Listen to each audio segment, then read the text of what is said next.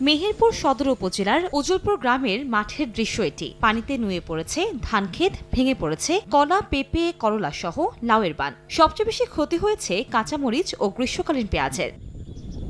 এমন দৃশ্য জেলার ৩ উপজেলার বিভিন্ন গ্রামের মাঠ জুড়ে। ক্ষেত থেকে পানি নেমে গেলেও রোদ ওঠার সঙ্গে সঙ্গে পচে যাচ্ছে সবজি। এগুলো ঘরে তুলতে পারবেন কিনা তা নিয়ে শঙ্কায় কৃষকেরা। তবে আপাতত জমির ক্ষেতে কীটনাশক প্রয়োগ না করার পরামর্শ কৃষি বিভাগের। সর্বমোট মিলে আপনার 1.5 থেকে 2 লক্ষ টাকা আমার লস আসবে মানে বর্তমানে। কি পরিমাণ যে ক্ষতি হবে, এই ক্ষতির হাত থেকে কিভাবে যে আমরা রক্ষা পাবো, আসলে আমরা চেষ্টা চালিয়ে যাচ্ছি। 10% হয়তো মানুষের ঘরে আসতে পারে, তাছাড়া 90%ই ক্ষতির হাত থেকে বাঁচার কোনো উপায় নাই। জমিগুলোতে পানি নামানোর অনেক চেষ্টা করে নামানো হয়েছে, কিছু এখনো আছে। গাছটা একটু হার্ডেনিং হওয়ার পর মানে এই স্টেজটা রিকভারি হওয়ার পরে সে যে কোনো ব্যবস্থা গ্রহণ করবে।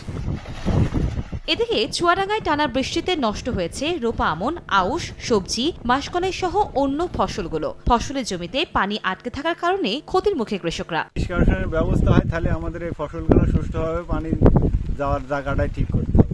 পানিটা যেন নিষ্কাশনের ব্যবস্থা করা হয়, তার জন্য সরকারের কাছে আমরা দৃষ্টি আকর্ষণ করছি। কৃষি বিভাগের তথ্য মতে টানা 4 দিনের বৃষ্টিতে চুয়াডাঙ্গায় 4100 হেক্টর জমির ফসল ক্ষতির মুখে পড়েছে। কনক আজাদ, সময় সংবাদ।